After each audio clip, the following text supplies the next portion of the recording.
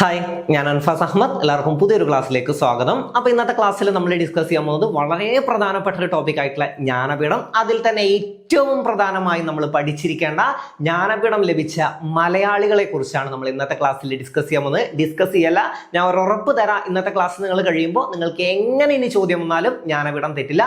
നിങ്ങളിത് പെർഫെക്റ്റ് ആയി തന്നെ വർഷങ്ങളും ഓരോ ആളുകളുടെ പേരും കൃത്യമായി തന്നെ പഠിച്ച് സെറ്റ് ആക്കിയിട്ട് ഈ ക്ലാസ്സിൽ നിന്ന് ഇറങ്ങിപ്പോളൂ. ആ ഒരു ഉറപ്പ് ഞാൻ നിങ്ങൾക്ക് തരാം.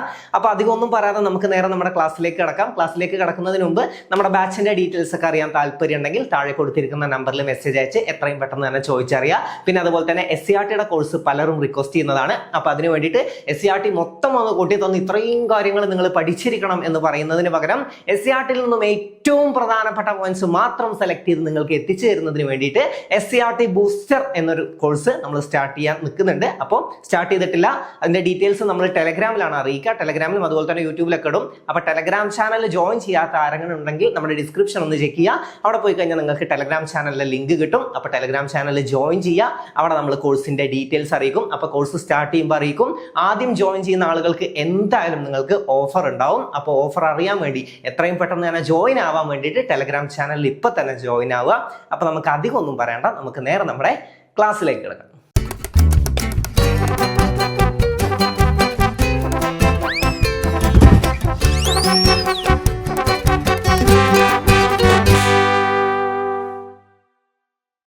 അപ്പൊ നമുക്ക് നോക്കാം, ജ്ഞാനപീഠം ലഭിച്ച മലയാളികൾ എത്ര മലയാളികൾക്കാണ് ജ്ഞാനപീഠം ലഭിച്ചിട്ടുള്ളത്. ജ്ഞാനപീഠം ലഭിച്ച മലയാളികളുടെ എണ്ണം ഒരുപക്ഷെ സ്റ്റേറ്റ്മെന്റ് ആയിട്ടോ ചോദ്യമായിട്ടോ വന്ന പഠിച്ചോ.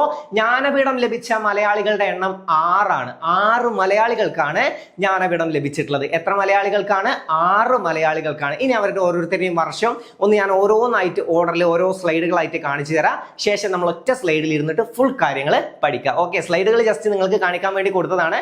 ശരിക്കും നമുക്കിങ്ങനെ ജസ്റ്റ് പറഞ്ഞ് പഠിക്കാനുള്ളതേ ഉള്ളൂ. പക്ഷേ സ്ലൈഡുകൾ നിങ്ങൾക്കൊന്ന് കാണിച്ചു തരാം. അതായത് ആദ്യം ലഭിച്ചതും ഒരു മലയാളിക്കാണ് കേട്ടോ. ജ്ഞാനപീഠം കൊടുത്തു തുടങ്ങിയ വർഷം 1965 ആ വർഷം തന്നെ ഒരു മലയാളിക്ക് ലഭിച്ചിട്ടുണ്ട്. ആരാണ്? ജി ശങ്കരക്കുറുപ്പാണ് അല്ലെ? ജി ശങ്കരക്കുറുപ്പാണ്. അപ്പൊ ഓരോരുത്തരെ പറ്റി നമുക്ക് പഠിക്കാൻ, എന്നിട്ട് സിമ്പിൾ ആയിട്ട് കാണാതെ പഠിച്ചു പോവാം. ഓക്കെ, ആദ്യം ജി ശങ്കരക്കുറുപ്പ് എപ്പോഴാണ്? 1965 ജി ശങ്കരക്കുറുപ്പിന് ജ്ഞാനപീഠം ലഭിക്കുന്നത്. ജ്ഞാനപീഠം കൊടുത്തു തുടങ്ങിയ വർഷം എന്നൊരു സ്റ്റേറ്റ്മെന്റോ ചോദ്യമോ ആയിട്ട് വന്നത് എപ്പോഴാണ്? 1965 ജ്ഞാനപീഠം കൊടുത്തു തുടങ്ങിയത്. ആദ്യം ലഭിച്ച മലയാളി 1965 തന്നെ ലഭിച്ച മലയാളിയാണ് ആര്? ജി ശങ്കരക്കുറുപ്പ്. കൊടുത്തു തുടങ്ങിയ വർഷം തന്നെ ഒരു മലയാളിക്കാണ് ലഭിച്ചത്.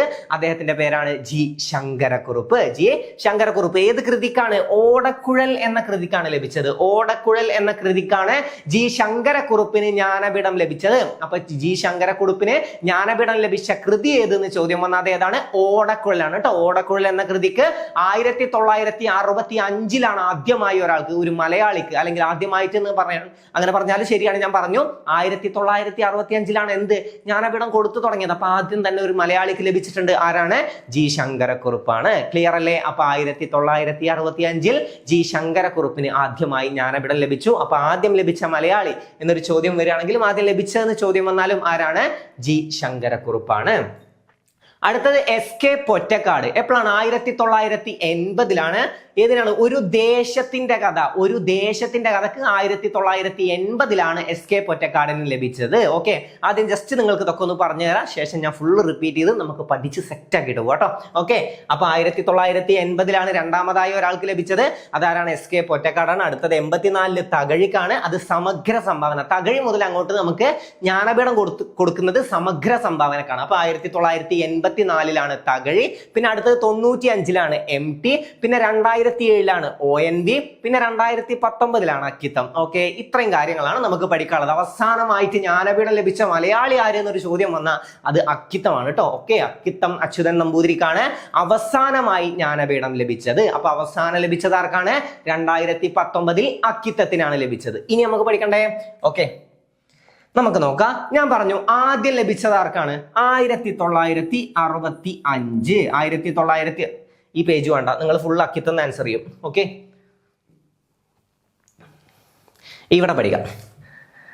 അപ്പൊ ആദ്യം ലഭിച്ചത് 6 മലയാളികൾക്ക് ലഭിച്ചു നമ്മൾ പഠിച്ചു. സ്റ്റേറ്റ്മെന്റ് ആയിട്ടൊക്കെ വരും കേട്ടോ, അത് ശ്രദ്ധിക്കുക. 6 മലയാളികൾക്കാണ് ജ്ഞാനപീഠം ലഭിച്ചിട്ടുള്ളത്. ഇതിൽ ഓരോ ആളുകളെയും നിങ്ങൾ കാണാതെ പഠിക്കും, ഓരോ വർഷവും നിങ്ങൾ കാണാതെ പഠിക്കും. ഓക്കെ, അപ്പൊ 1965 ആദ്യമായി ലഭിച്ചത്, പിന്നെ 80, പിന്നെ 84, പിന്നെ 95, പിന്നെ 2007, 2019.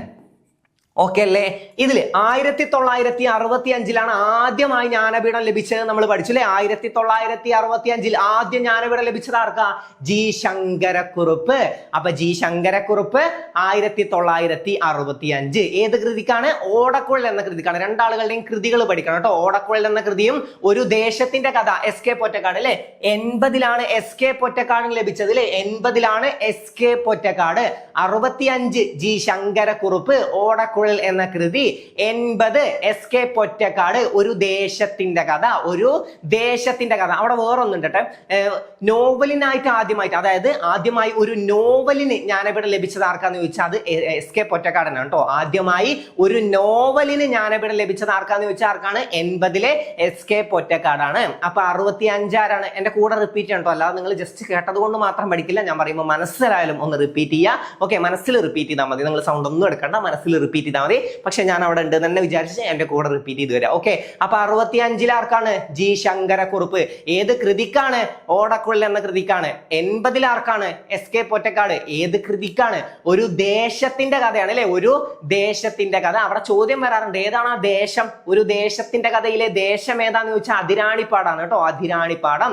മൂന്നാമതായിട്ട് ആർക്ക് ലഭിച്ചു? 84 അല്ലെ. 80, 65, 80, 84. ഓക്കെ, അപ്പൊ 84 ആർക്കാണ്? തകഴി. 84 തകഴി. 95 ആർക്കാണ്? M T. 95 ആർക്ക് ലഭിച്ചു? എം ടിക്ക് ലഭിച്ചു. 2007 ONV, 2019 അക്കിത്തം. ഓക്കെ, അപ്പൊ ഒരു വട്ടം കൂടെ 1965 ആർക്ക് ലഭിച്ചു? ജി ശങ്കരക്കുറുപ്പ്. 80 ആർക്ക് ലഭിച്ചു? S K Pottekkatt. 84 ആർക്കാണ്? അത് തകഴി. ഓക്കെ, ഇനി ഒരു വട്ടം കൂടെ. ആദ്യം 65 ആർക്കാണ്? 1965 കൂടെ റിപ്പീറ്റ് ചെയ്യണേ. ആർക്കാണ്? G Sankara Kurup. 1965 G Sankara Kurup. 1980 S K Pottekkatt. 84 Thakazhi. മൂന്നെണ്ണം സെറ്റായാലോ? ഒരു വട്ടം കൂടെ. 1965 ഓക്കെ, ജി ശങ്കരക്കുറുപ്പ്. അല്ലെങ്കിൽ ഒരു ചോദ്യം വരാണ്, ജി ശങ്കരക്കുറുപ്പിന് ജ്ഞാനപീഠം ലഭിച്ച വർഷം എപ്പോഴാണ്? 1965. അപ്പൊ 80 ആർക്കാണ്? അത് 80 ആർക്കാ? S K Pottekkatt. അപ്പൊ തകഴിക്ക് ലഭിച്ച വർഷം എന്നൊരു ചോദ്യം വന്ന 84. നിങ്ങൾക്ക് ചിലപ്പോൾ ജോഡി ആയിട്ടൊക്കെ തരും. അതായത് ജ്ഞാനപീഠം ലഭിച്ച മലയാളികളും വർഷവും കൊടുത്തിട്ടുണ്ടാവും. വർഷം ചിലപ്പോൾ 85 എന്നൊക്കെ കൊടുക്കും. തെറ്റാണ്, നിങ്ങളെ തെറ്റിക്കാൻ വേണ്ടി കൊടുക്കണതാണ്. അപ്പോൾ 1965 ആദ്യം G Sankara Kurup, 80 S K Pottekkatt, 84 Thakazhi, പിന്നെ 95 എം ടി. 4 സെറ്റായല്ലോ. അപ്പൊ 1965 ജി ശങ്കരക്കുറുപ്പ്, 80 ആർക്കാണ്? S K Pottekkatt, 84 Thakazhi, 95 M T. പിന്നെ 2007 ONV. ഒരു വട്ടം കൂടെ. 1965 ജി ശങ്കരക്കുറുപ്പ്, പിന്നെ 1980 ആർക്കാണ്? S K Pottekkatt, 84 Thakazhi, 95 M T, 2007 ONV. Okay, ഇനി തിരിച്ചു പറയാ. 2007 ആർക്കാണ് ലഭിച്ചത്? ONV. 95 ആർക്കാണ് ലഭിച്ചത്? 95 ആർക്കാണ്? M T. 84 ആർക്കാണ്? തകഴി. 80 ആർക്കാണ്? S K Pottekkatt. ജി ശങ്കരക്കുറുപ്പിനോ? 1965. ഇനി ഓരോ ആളുകളെ ചോദിക്കുമ്പോൾ വർഷം പറയോ? ONVക്ക് ലഭിച്ച വർഷം ONV 2007 ONVക്ക് ജ്ഞാനപീഠം ലഭിച്ചത്.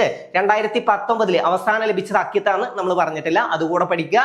2019 ലഭിച്ചത് ആർക്കാണ്? അക്കിത്തം. അതുകൂടെ പഠിച്ചിട്ട് നമുക്കൊന്ന് റിപ്പീറ്റ് ചെയ്ത് എങ്ങനെയൊക്കെ ചോദ്യം വരെ തിരിച്ചു മറിച്ചൊക്കെ നമുക്ക് പഠിച്ചു പോവാം. അപ്പൊ 1965 ആർക്കാണ്? G Sankara Kurup, 80 S K Pottekkatt, 84 Thakazhi, 95 M T, 2007 ONV, 2019 Akkitham. അപ്പൊ അവസാനമായിട്ട് ജ്ഞാനപീഠം ലഭിച്ച മലയാളി എന്നൊരു ചോദ്യം വന്ന 2019 അക്കിത്തം. ഓക്കെ, ഇനി ഞാൻ ഓരോ ആളുകളെ ചോദിക്കും, വർഷങ്ങൾ നിങ്ങൾ മനസ്സിൽ പറയാൻ ശ്രമിക്കുക. ഒരു 2-3 വട്ടം കൂടെ ഞാനൊന്ന് റിപ്പീറ്റ് ചെയ്ത് തരാം. അതിനുശേഷം നമ്മൾ വർഷങ്ങളും പിന്നെ ആളുകളെ ചോദിക്കുക, വർഷം പറയലും അങ്ങനെയൊക്കെ നമുക്ക് പഠിച്ചു പോവാം. ഇനി വർഷം എന്റെ കൂടെ ഒരു 3 വട്ടം റിപ്പീറ്റ് ചെയ്യോ? ഒരു വട്ടം കൂടെ.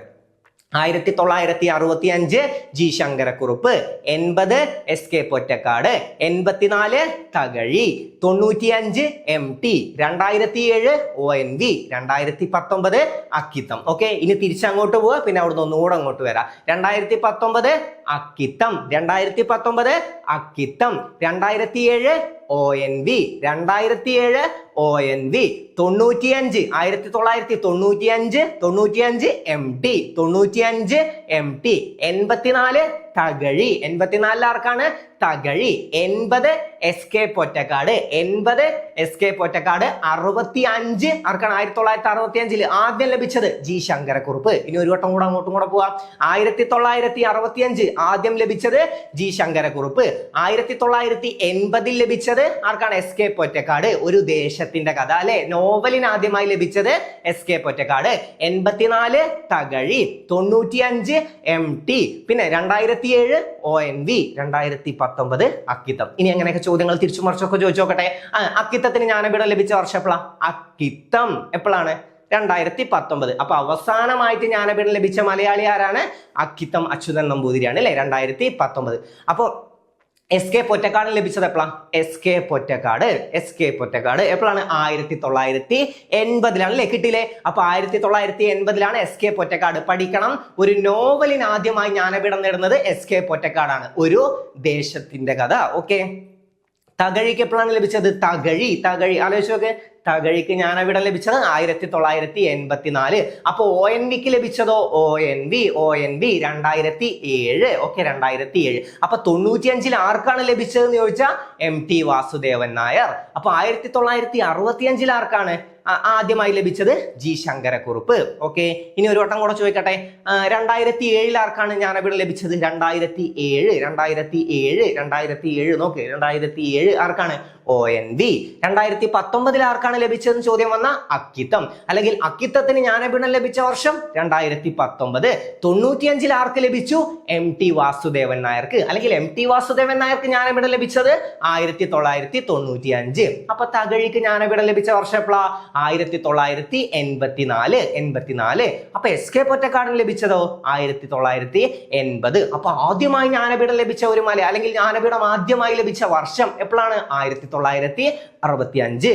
ആദ്യമായി ഒരു മലയാളി ജ്ഞാനപീഠം നേടിയ വർഷം എന്ന് ചോദ്യം വന്ന, കുഴപ്പിക്കാൻ അങ്ങനെ ഒരു ചോദ്യം വന്ന 1965 തന്നെയാണ്. ജ്ഞാനപീഠം കൊടുത്തു തുടങ്ങിയ വർഷം ആദ്യമായി ഒരു മലയാളിക്ക് ലഭിച്ചതും 1965. അതുവരെ ക്ലിയർ അല്ലേ? ഇനി ഇതുമായി ബന്ധപ്പെട്ട് വേറെ കുറച്ച് കാര്യങ്ങളും കൂടെ പറഞ്ഞു തരട്ടെ. അതായത് ഇവിടെയുള്ള വ്യക്തികളെ കുറിച്ചൊക്കെ നിങ്ങളെ ജസ്റ്റ് ഒന്ന് അറിഞ്ഞിരിക്കേണ്ടത്.